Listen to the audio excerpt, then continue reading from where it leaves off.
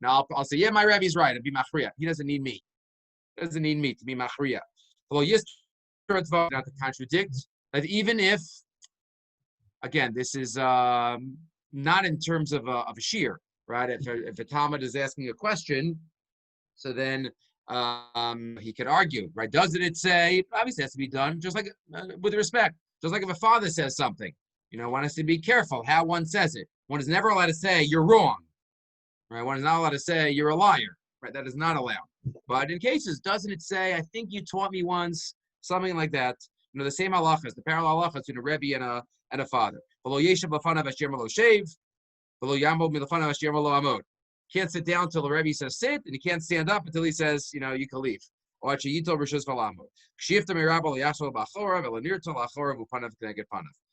final halacha, when one leaves the presence of their rebbe, to walk backwards a little bit, like we do at the kotel. Again, all of these have to be measured with what is accepted practice and what is, considered a covet in that time period. One doesn't want to be mitames abrios either. There are certain basics. Sometimes some of these apply to parenting, right? The Shulchan Aruch quotes that you're supposed to stand up when your parent walks into the room. So again, nobody's ever heard of that. But again, so one could do it, that if the parent says, just stop it once or twice, then they're mochel. And that's what they want. But again, the message of the halacha is important. For Sternbach writes, everybody's mochel, but wouldn't it be a valuable lesson for people to actually do it? For people to actually recognize that their parents are, worthy of standing up for? So we have to weigh everything with what's considered appropriate and what's accepted and what's something that my parent would appreciate. Okay, but that is some halachas of the Rambam. We're getting some technicalities in terms of a Rebbe and a Talmud and the like. Okay. The next parak talks about general Talmidei Chachamim, not your Rav, but again, that's we'll get there. Okay, Arbosai. Let's get back into. I just wanted to finish up one more point on the last topic, and then we will lay the groundwork at least for the new discussion. Everybody okay? Everybody needs to get a haircut or shave before. It doesn't look like anybody. Everybody is maybe lazy a little bit, but anybody wants to get a haircut or shave before the 3 weeks, which starts tonight. Big machlokas achronim, whether the 3 weeks start the night before or just the morning.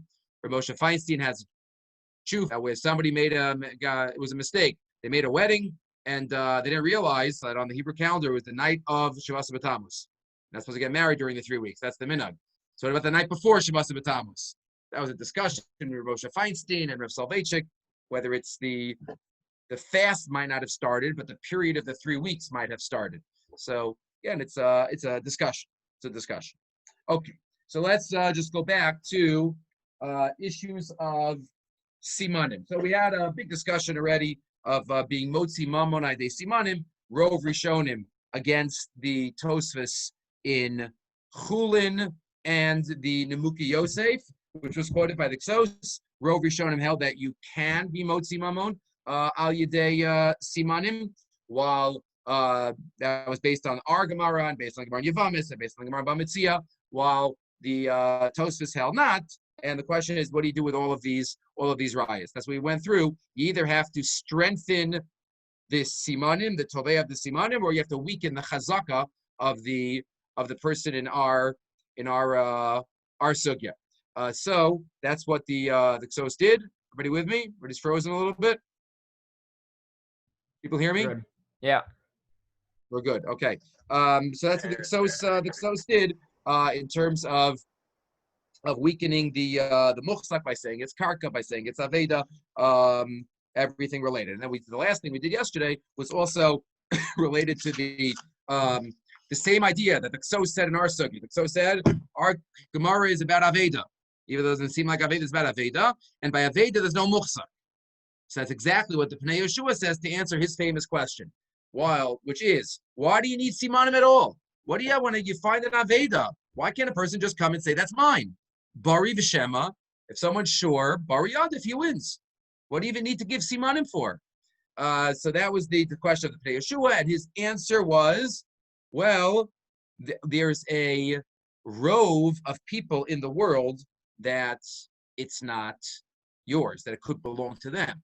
So you have a rove against your bari. And even if you want to say lav bari adif, I'm sorry, this was part of the question. That was like the sos. Even if you want to say lav bari adif, if it's an aveda, which is not muhsak, then you for sure would say bari adif. Right? That was like the sos, the question of the Pnei Yeshua.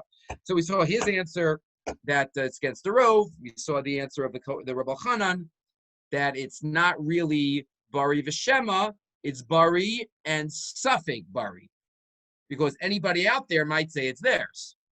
So it's not that just a shema, but it's bari against a suffik bari, and therefore that's why you would need simanim to overpower. Okay, so this was all review. Just one other ha'ara. Again, we're not doing the sugi of simanim now. I just wanted to share one makar and one svara. So this issue, siman, not simanim. Misvara, would we say simanim should work? Would we say simanim should work to be motzi mamon? Like in this case, right? Somebody says, I have adim that shirt, I have a shirt like that. I have adim like that. And you have a shirt, and you say it's yours, but you don't have any adim that you had this yesterday, that you bought it. Could I be motzi mamon based on simanim? That's the machlokas we're talking about. So what's this? Should it work or not? Should simanim be strong enough to be motzi midei muchzak? So again, most things are not strong enough to be motzi mechazaka, to be motzi mechazkas mamon. Most things don't work. Right? They even a migu lahotzi generally lo amrinan, or a rove, rove. So most things aren't. The only thing that works are adim. Adim can be motzi mamon.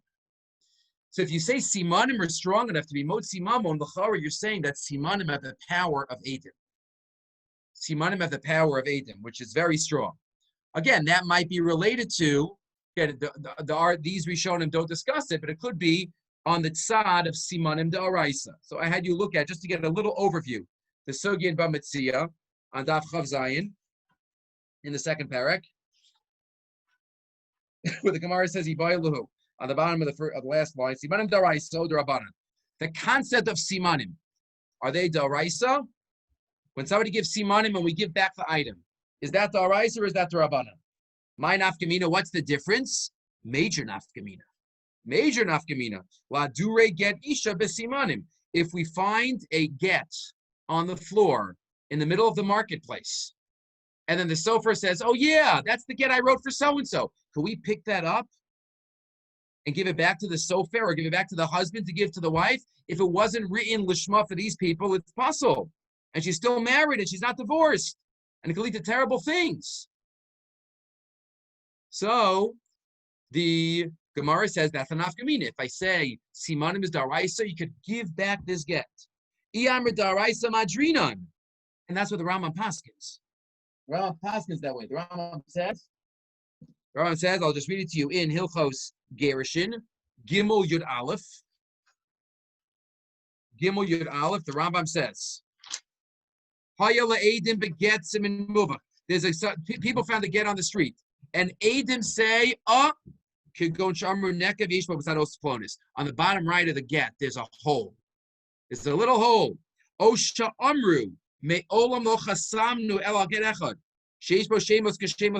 they say, we only signed on one get in our life.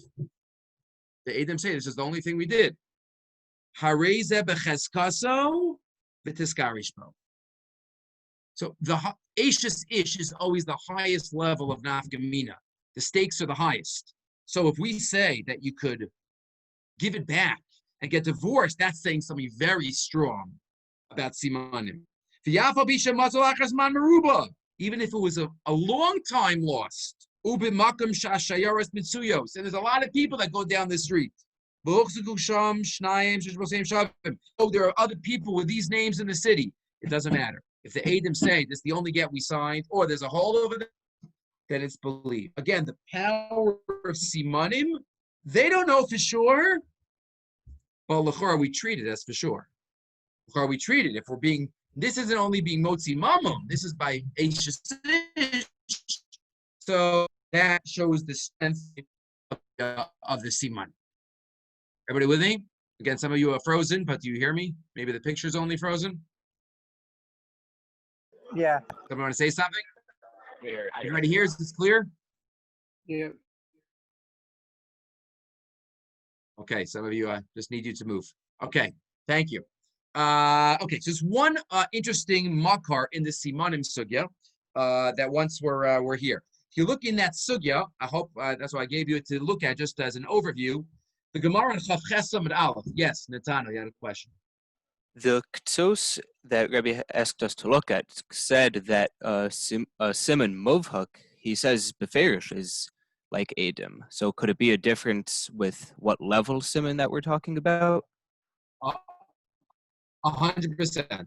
100% get into it, but there's a whole play when the Gemara discusses Simon, which level of Simon are we talking about? You might assume, like the most Rishonim might say that the Gemara is not even talking about Simon Movhuk. That's for sure Daraisa.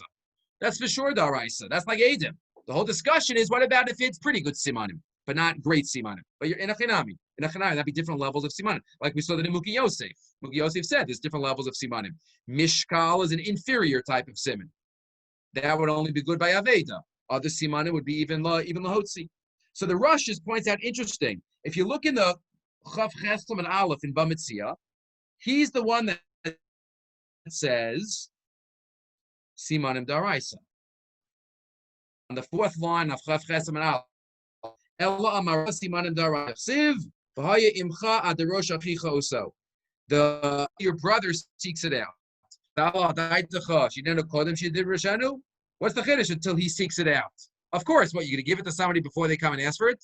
You have no idea who to give it to. What does it mean? Darosh, Ela Darshehu. It doesn't mean until your brother seeks you out. Be doresh him. Seek out and check and test the one who's coming. Im Ramayu, oh, Eino Ramai. Make sure he's telling the truth. How do you make sure he's telling the truth? If he gives proper simanim. Says the Rava, simanim daraisa. Daraisa. The Rosh says, but Rava himself on the previous Amud said something else. Amar Rava, if you look back 2/3 of the way down on Chav Zayin and Aleph. Amar Rava, intim salomer simanim lav daraisa, heichim yadrin and aveda b'simanim. If you say simanim are not daraisa, then how do you return an aveda with simanim? If you say it's not daraisa, so why should you have to give it back? Rashi there. Klomar. Remember, we always say klomar. Klomar means Rashi's telling us something important. Ma takana ro'u chachamim b'davar likanis b'savik lahachzer mamon l'misheinu shalo. What's Rava bothered by? If you say it's Rabbanan, what would be the reason? I have something, I don't know whose it is, and you say it's yours. Me, the Rabbanan, give it back. Why? Every takana Rabbanan has a reason. So that's what Gemara says. Rava says, hey, how do you give it back? What's the reason? And he gives a reason because if I give you back your lost item, I want you to give me back my lost item. So Rava says down here, Rabbanan, Rava says up there, Daraisa. The rush. Look at this rush. You have to share today, or even now if you have it there. The rush right here on this Gemara. Perek Beis Os Yud Gimel. In the rush. Beis Yud Gimel. Says the rush, Rava really wasn't sure. He wasn't sure if it's D'Rabbanan, he couldn't figure out a reason why. He couldn't figure out why would the Rabbanan make such a takana. Let's assume, Netano, for our purposes, this is talking about middle type simanim and psoyim. Why would the rabbis tell you to return it with not super simanim, medium simanim? Why would they do that? Says the Rush. Because Rava couldn't figure out what the reason was, he assumed it was daraisa. It must be simanim and daraisa because he couldn't accept any of the potential reasons why the Rabbanan would say simanim. Mistaver the havidaraisa. Mishum the kashale, because he couldn't understand it. And the Rush now says, the ein zu hochacha. The Rush himself says, but I don't think that's true. Because he couldn't figure out the reason, it must not be Rabbanan, it must be daraisa, and Hashem has his reasons? No. De'im mimenu ne'lam shetiknu chachamim lahachzir aveda b'simanim. So says the Rosh. So Rava didn't know the reason. The Rabbanan could have a lot of reasons for things. Just because you can't figure out exactly why, that does not prove Simanim Daraisa. That's the ha'ara of the Rosh. And therefore, says the Rosh, we don't know if it's Daraisa D'Rabbanan. So you got to be Machmir. Unless it's super Simanim, that's his Shita, you don't return. So this is a Yesod Gadol, the Rosh says here. The Rabbanan might have a lot of reasons for things. Just because we can't figure it out doesn't mean, it must not be the Rabbanan, it's Daraisa. Just give you one other example of this. The Vilna Gaon says this, but the Meshech Chachma quotes it. The Meshech Chachma in Parshas Bo. Yud Beis Aleph. Meshech Chachma on the Pasuk HaChodesh Ezel Lachem. You know what he's talking about there? I guess he's Chachma. I think it was the quote in the name of Reb Chaim. I don't remember the exact quote, but he quoted, I might have quoted this to you before, a number of the Gedolim, the four great Gedolim of the 1800s, that they spent so much of their time up against reform, showing the Torah's Chaim, how our Torah is so alive and relates to life, and specifically finding the roots of Torah Sheba'al Peh in Torah Sheba'al. So the four of the great, so I think it was the Meshech Chachma, the Malbim, the Ksava Kabbalah, and Refersh. Those four. I think the quote was from Reb Chaim. Those were the four people. Again, the Ksava Kabbalah, Refersh, the Malbim, and the Meshech Chachma. Those four spent a lot of time rooting the Torah Sheba'al Peh in the Torah Sheba'al, because that's what they were up against. Okay, so the Meshech Chachma is talking about, everybody with me? The Meshech Chachma there is discussing one of the Dinan D'Rabbanan that have taken a lot of heat. Yantiv Sheni. Yantiv Sheni. We know the calendar today. You know, what kind of din is this? What kind of din is this? You know, we don't, minhag avaseinu biyadenu. Come on. So that's why there were those, especially in the 1800s, they wanted to get rid of Yantiv Sheni. We'll keep Yantiv Rishon. Yantiv Sheni, we know the exact, it's not a suffix anymore. It's not a suffix anymore. So the Meshech Chachma, there in Yud Beis Aleph, quotes the Gra and says, Mikubalim anachnu mi'Rabbeinu Agra, de'im ki Chazal pershu tamam. Yes, sometimes Chazal state a reason for a din. B'chol zos od hishiru tmunim b'seiser levavam ta'amim la'alafim gedolim v'rabim. Even though they explained one reason maybe for a din d'Rabbanan, they kept to themselves thousands of other reasons for any din d'Rabbanan. Not to tell people, not to tell everybody else. And therefore he says, he came up. He says, and that's why it applies to every din d'Rabbanan. And that's why sometimes, right, the din is, even if the reason doesn't apply, the din still applies. Right, taking medicine on Shabbos and other things, very often. The din applies even if the reason doesn't apply, because there are many reasons for dinim, even if we think that it doesn't apply. So he comes up with a reason for keeping Yantiv Sheni. Again, you can look at it. We're not going to do it now. He thinks because we might have a Sanhedrin before Mashiach comes to keep us Goliath, and there might be, Yantiv Sheni even before we have to keep us Goliath, and you have to keep a second day. Okay, you can look at the context there in Parshas Bo. But again, that's the Gra, exactly what the Rosh says in the sugya of Simanim. It's not just based on one reason, but it could be many other reasons. Just give me 10 seconds. Here in the late afternoon. Okay. Good. So that's the sugya that takes us through Simanim. Let's at least now start. Let me lay the groundwork, and then I want to give you something on the Parsha, because we're not gonna have shir tomorrow. I think Rav Dani might give shir, but we're not gonna have regular Gemara shir. Let's lay out the groundwork. Lay out the groundwork. Kuv Chav Ches Maves. Guys, we're gonna have 2 or 3 more sugyas that we'll do, and then we're gonna have time for Chazara.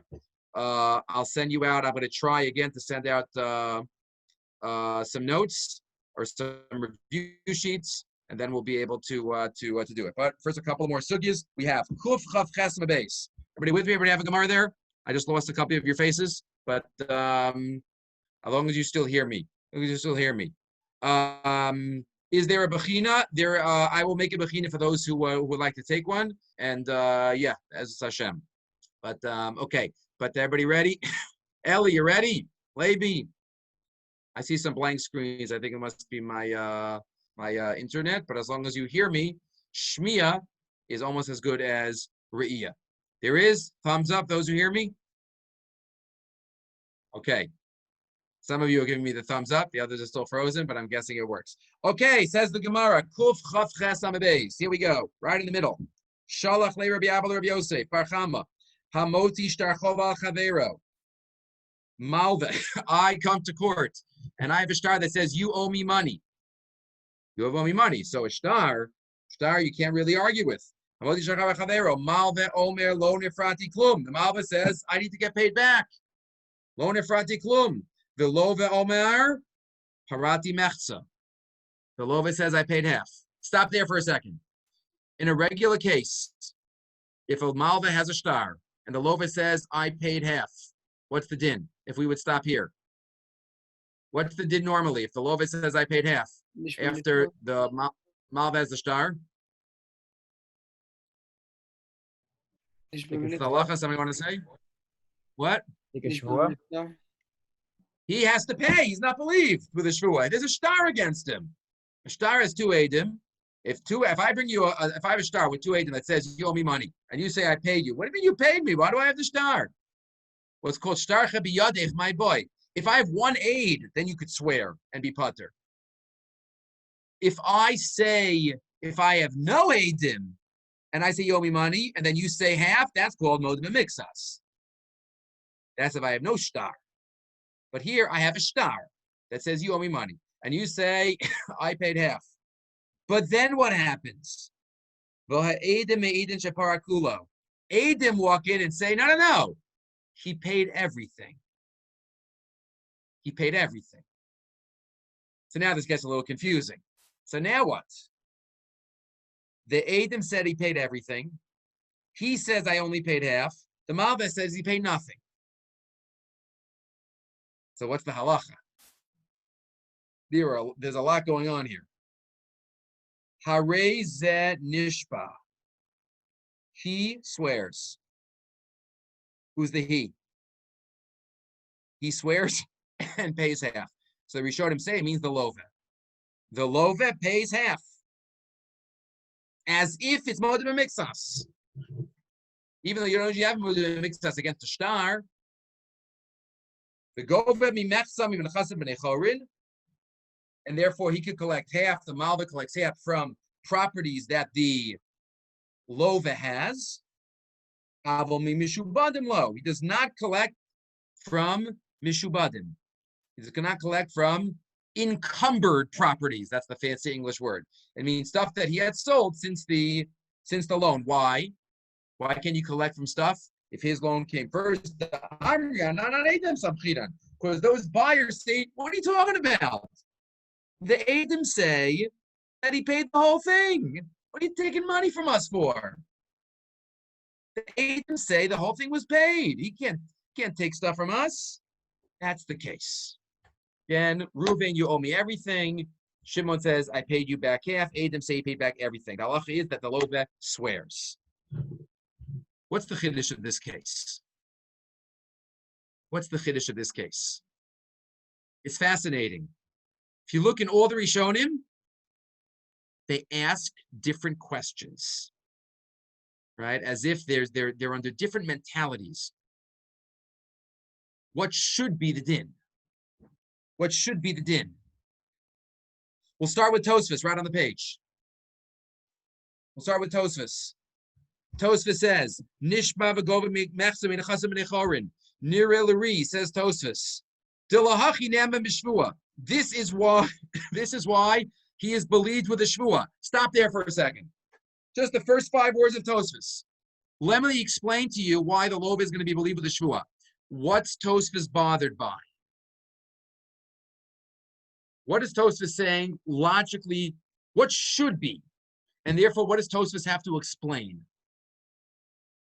Tosfos says, let me explain to you why the lobe is believed with the shvua. So when you see those words in Tosfos, what's behind that? What would I have thought? The simple interpretation is, according to Tosfos, the lova shouldn't be believed, even with the shvua. Right? Tosfos says, let me tell you why the lova is believed with the shvua, that he only paid half. And he doesn't have to pay the other half. Let me explain to you why. Sounds like from Tosfos that we would have thought the lova would not be believed and would have to pay the whole thing. Why would that be? Why would he have to pay the whole thing? There were eidim that he paid the whole thing. Why would he have to pay the whole thing? But that's what it seems like Tosfos' mentality is. We'll have to keep reading Tosfos. But that is one question. Tosfos quotes again, let me explain to you why the lova is believed with a shvua, as if we would have thought the lova shouldn't be believed with a shvua. Tosfos. If you look in the Ran, you look in the Kedushi Ran here.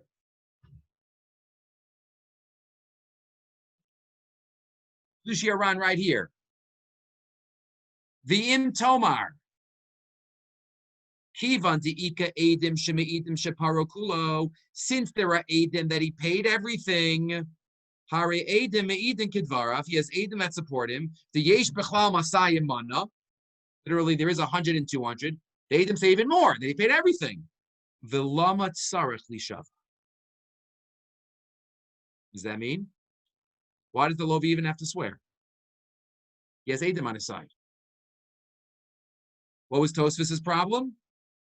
Why should he be believed, even with swearing? Exact opposite question on the Gemara. Tosfos says, why should he be believed? The Ran says, why should he even need a shvua in this case? I'm not even doing any of the answers yet. That will leave. That's the Ran. Just by way of contrast, the Ritva quotes both questions as a miman of shach. As a miman of shach, the Ritva says on this Gemara, Ika l'meidak. Ika l'meidak. The miman of shach. I don't understand, asked the Ritva. Im ha'edam ha'elu chashuvin muchashim upsulin alav b'shachashaso. The Ritva is giving us some insight. If we should disregard the Adim because he considers them liars, the Adim say he paid, he says, no, I didn't, you are wrong. So if it's true that he's rejecting the witnesses, so then why should he be pater with a shvua? Right? He's a shtar against him. And if it's not true, if the Adim are not rejected, then why should he even have to take a shvua? Tosfos quotes one direction, the Kedushi Ran quotes the other direction, the Ritva quotes both directions. Has miman of shach. Is he believed? Is he not believed? If he's believed, he should be believed even without a shvua. If he's not believed, he shouldn't be believed even with a shvua.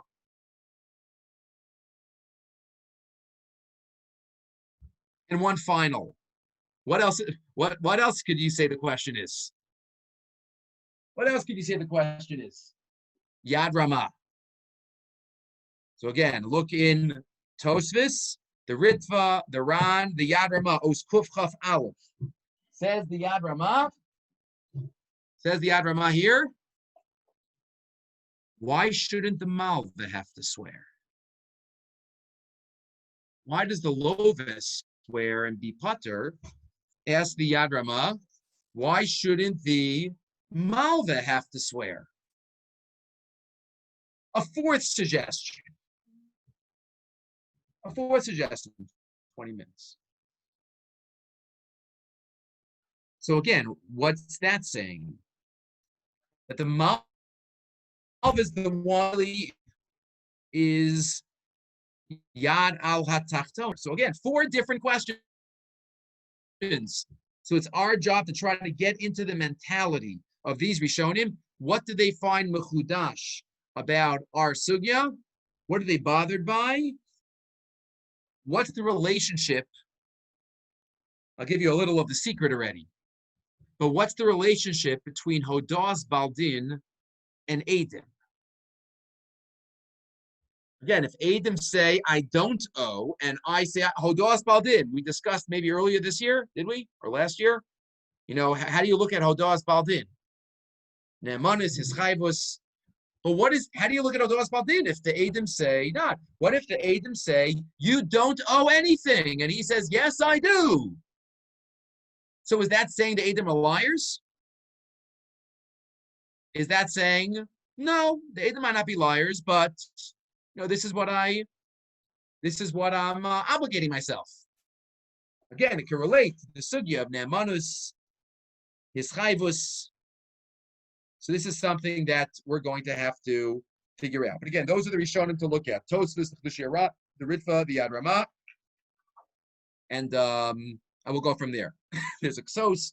If you want to start looking Ksos in Siman Pei Beis, Siman Siflam Tes, we'll get to that next week.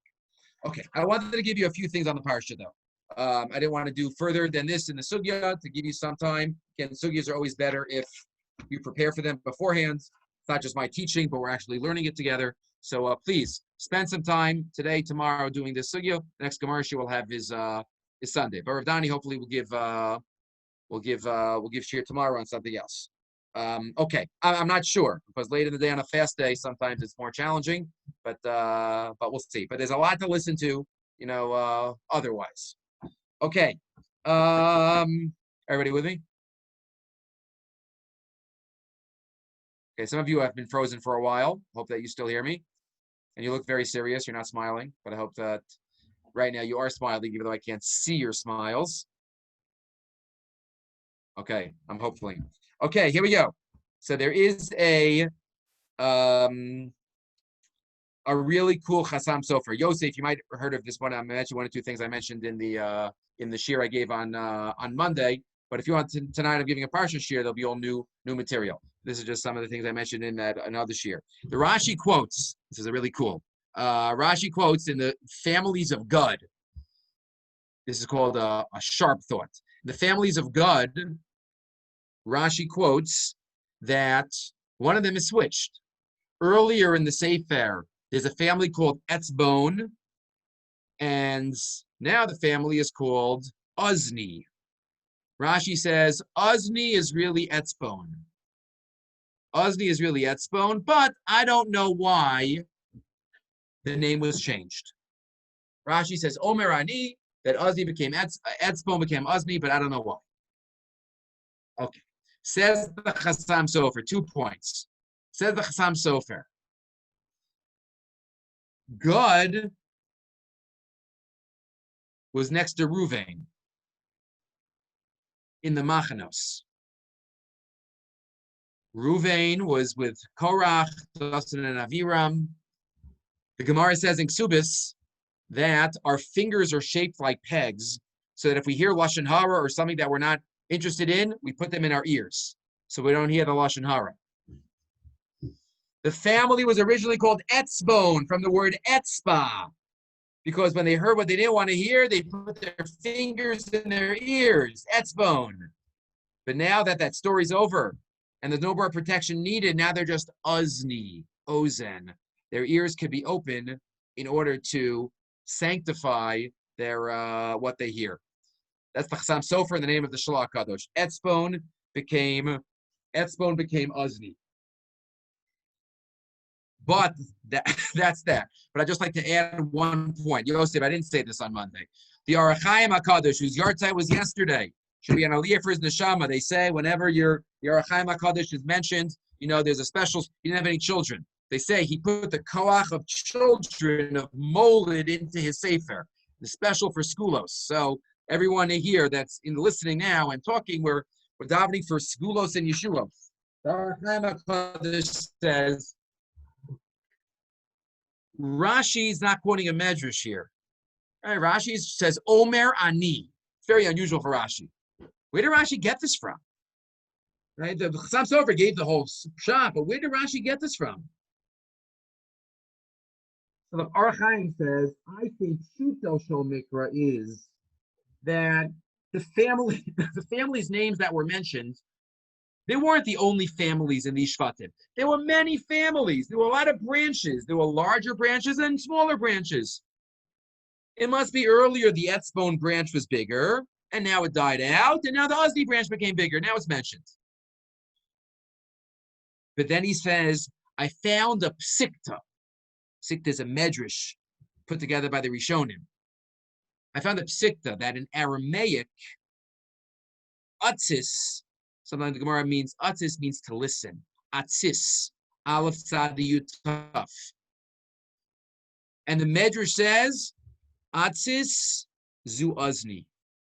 There's a psikta that Rashi didn't have that explains it's really the same family. Not that the name was changed, but it's the same word, ozen and atzis. And therefore he says, Rashi had Ruach HaKodesh. Rashi knew this. He says, Omer Ani.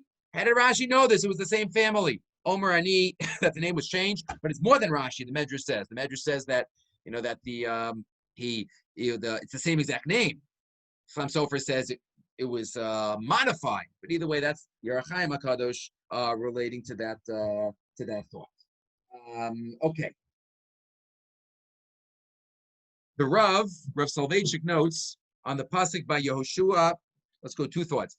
Moshe and Yoshua. Moshe transferred leadership to Yoshua. This week's parsha. Moshe transferred leadership. So what does the pasuk say? I'll get the pasuk. The pasuk says in the end of Parachav Zayin, Moshe put his hands on Yoshua. He put his hands on Yoshua. Hashem had told him, put your hand, singular, on Yoshua. Moshe put his hands on Yoshua. Why hands? What's the double hands? What's the hands? Says Reb Soloveitchik, a Rebbe has the responsibility to give two things over to his Talmidim. We might call it the mind and the heart. The intellectual information that's needed and the experiential that has to be given over. One is the tradition of Torah learning of Lamdis. Sorry, the Hod was experiential. One can know the entire Masechah Shabbos and still not know what Shabbos is. To truly know what Shabbos is, one has to spend time in a Yiddish home. And then he adds, this is a famous line. He says, true, there are Jews in America who observe Shabbos, but there are no Erev Shabbos Jews who go out to greet the Shabbos with beating hearts and pulsating souls. There are many who observe the precepts with their hands, their feet, their mouths, but there are few indeed who know the meaning of the service of the heart of Shabbos. And the Rav wrote that he thinks he was somewhat successful giving over his mind to his students. But he said it was very difficult to give over the heart, to give over the feelings, the experiences that he had in Europe. He talks about how the average porter, who during the week was a low level in society, on Shabbos, he put on his strymel, he got dressed, he was in a different world. He said as a little boy, he once went over to one of the porters on Shabbos and said, you know when Ma'ariv is? And he said to him, do you miss the weekdays so much that you can't wait to daven Ma'ariv? You have to know, you're rushing. Where are you rushing? The Rav said, I try as much as I can to give over, but those are the two Mesorahs. Moshe gave Yeshua both Mesorahs. Both his hands. The Mesorah of the intellectual, the Mesorah of the experiential. And we have to try to do our best in both of these. Good. One final vart. You might have heard me say this before, but it's a Chavetz Chaim, but Rav Pam expands upon it. We know the numbers of Shvatim are listed in the Parsha. Don has a huge Shevet, like the biggest Shevet. Don is a huge Shevet. Binyamin is one of the smallest. Binyamin is one of the smallest. Says the Chavetz Chaim, isn't that interesting? You think back, Binyamin had 10 sons. Don had one special needs son. Chushim. And we'll talk more about Chushim tonight. Imagine, Rav Pam says, expanding on the Chavetz Chaim, imagine what the family get-togethers look like in the days of the Shvatim. I had 10 sons jumping all over the place, Mupim, Chupim, Chushim. And then you have Don, Nebuch, Dan had his one deaf son, and everybody probably knew what's going to be with Shevet Dan. And what happens a couple generations later? Dan is huge, and Binyamin is small. Kadosh Baruch Hu's in charge. We have no idea what's going to be. We don't know about the next generation. We just have to put on our ishtablis. We have to give every child the tremendous education to fulfill their potential. We have to do what we can. And the rest is up to HaKadosh Baruch Hu. That's an amazing vart, if you think about it. Out of Chushim came a huge Shevet. And out of the 10 sons of Binyamin. We just have to do our best to try to give each child and each person as much potential as they can to reach the greatest heights. And the rest is up to HaKadosh Baruch Hu. The rest is up to Hashem. Okay, so I'm going to run. My mother's birthday is today, so I'm headed to Yerushalayim to wish her a happy birthday.